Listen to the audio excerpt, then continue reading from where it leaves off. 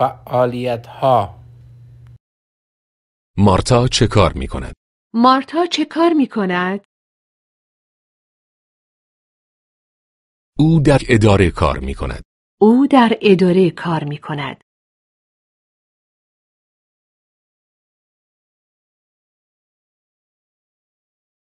او با کامپیوتر کار می کند. او با کامپیوتر کار می کند. مارتا کجاست؟ مارتا کجاست؟ در سینما. در سینما. او فیلم تماشا می کند. او فیلم تماشا می کند. پیتر چه کار می کند؟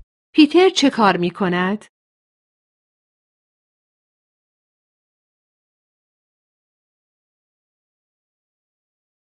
او در دانشگاه تحصیل می کند. او در دانشگاه تحصیل می کند. او در رشته زبان درس می خواند. او در رشته زبان درس می خواند.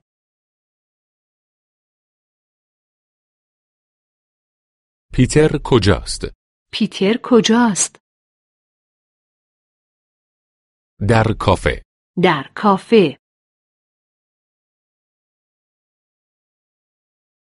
او قهوه می نوشد. او قهوه می نوشد. کجا دوست دارند بروند؟ کجا دوست دارند بروند؟ به کنسرت. به کنسرت. آنها دوست دارند موسیقی گوش کنند. آنها دوست دارند موسیقی گوش کنند.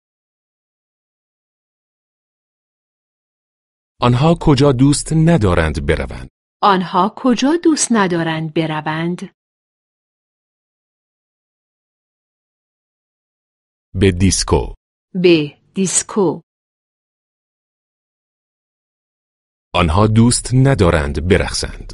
آنها دوست ندارند برقصند.